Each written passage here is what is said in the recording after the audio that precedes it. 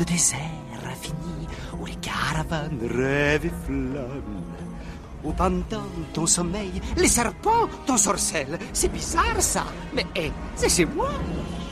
Bonjour à toutes et à tous. Eh oui, c'est bien chez toi, monsieur le génie de la lampe d'Aladin, et c'est aussi vers ce désert de génies et de démons que nous sommes entraînés aujourd'hui pour notre 27e épisode.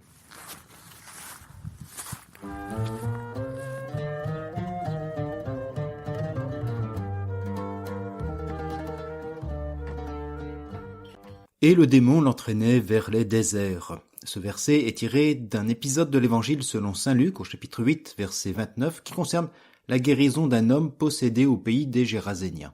Ainsi, nous lisons « Jésus et ses disciples abordèrent au pays des Géraséniens qui est en face de la Galilée. Comme Jésus descendait à terre, un homme de la ville qui était possédé par des démons vint à sa rencontre. Depuis assez longtemps, il ne mettait pas de vêtements et n'habitait pas dans une maison, mais dans les tombeaux. Voyant Jésus, il poussa des cris, tomba à ses pieds et dit d'une voix forte « Que me veux-tu, Jésus, fils du Dieu très haut? Je t'en prie, ne me tourmente pas. » En effet, Jésus commandait à l'esprit impur de sortir de cet homme car l'esprit s'était emparé de lui bien des fois. On le gardait alors lié par des chaînes avec des entraves aux pieds, mais il rompait ses liens et le démon l'entraînait vers les déserts. Ce passage n'est pas propre à l'évangile selon saint Luc.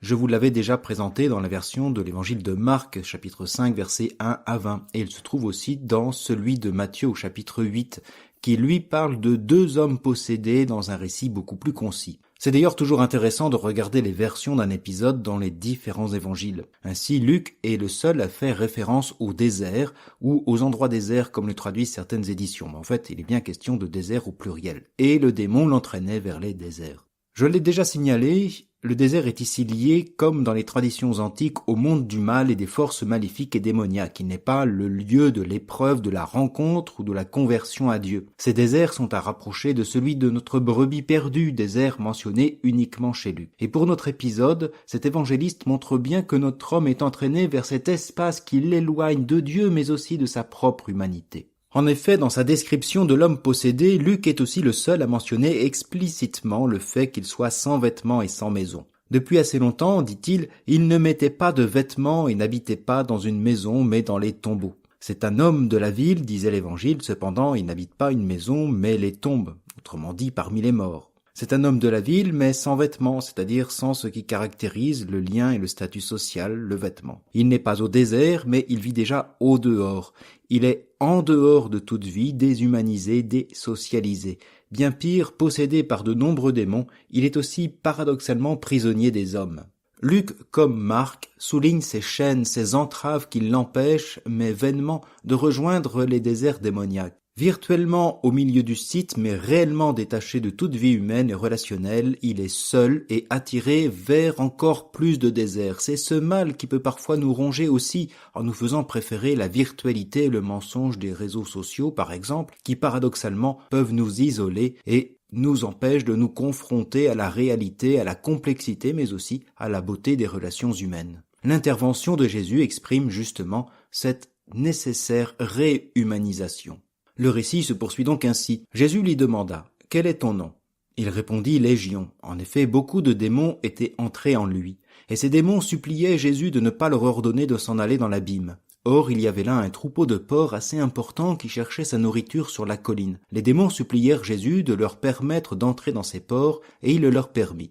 Ils sortirent de l'homme, et ils entrèrent dans les porcs. Du haut de la falaise, le troupeau se précipita dans le lac et s'y noya. « Quel est ton nom ?» La question de Jésus s'adresse explicitement aux démons dans l'évangile de Marc, mais ici chez Luc, c'est moins évident. Et cette question pourrait aussi s'adresser à l'homme. Les deux d'ailleurs sont peut-être à entendre. Le nom, c'est l'identité de la personne. Ici, l'homme ne répond pas. Il n'est plus rien, il n'a plus de nom, sauf peut-être un pseudo, le démoniaque, l'homme possédé. Et paradoxalement, le démon, qui n'est pas un homme, livre un nom, Légion, qui d'ailleurs n'est pas un nom mais un mot commun, mais un terme qui ne dit pas qui il est, ni son histoire, comme le ferait un nom, mais combien ils sont. En demandant un nom, Jésus permet de distinguer et de délivrer l'homme de ses démons, c'est-à-dire de ce qui le déshumanise. En renvoyant les démons vers ces cochons, des animaux donc non humains, il rétablit l'ancien démoniaque dans son identité d'homme et sa place réelle parmi les siens. C'est ce que nous lisons dans la suite. Voyant ce qui s'était passé, les gardiens du troupeau prirent la fuite. Ils annoncèrent la nouvelle dans la ville et dans la campagne, et les gens sortirent pour voir ce qui s'était passé. Arrivés auprès de Jésus, ils trouvèrent l'homme que les démons avaient quitté. Il était assis, habillé, et revenu à la raison, aux pieds de Jésus. Et ils furent saisis de crainte. Ceux qui avaient vu leur rapportèrent comment le possédé avait été sauvé. Alors toute la population du territoire des Géraséniens demanda à Jésus de partir de chez eux parce qu'ils étaient en proie à une grande crainte. Jésus remonta dans la barque et s'en retourna. L'homme que les démons avaient quitté lui demandait de pouvoir être avec lui, mais Jésus le renvoya en disant « Retourne chez toi et raconte tout ce que Dieu a fait pour toi. » Alors cet homme partit proclamer dans la ville entière tout ce que Jésus avait fait pour lui.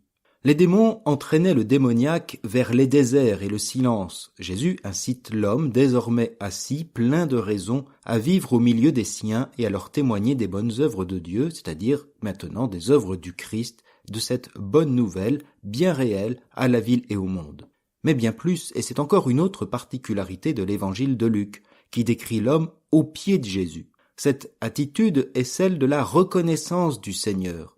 Sont ainsi au pied de Jésus dans son évangile la pécheresse pardonnée, comme Jaïr suppliant pour son intervention auprès de sa fille, ou encore le lépreux samaritain reconnaissant. L'homme est assis au pied de Jésus, et c'est au pied de Jésus, dans cette foi et proximité de disciples, que nous retrouvons notre humanité et notre véritable vocation. Retourne chez toi et raconte tout ce que Dieu a fait pour toi. Voilà notre action de grâce et notre mission qui nous est donnée. Jusqu'à demain pour un autre désert.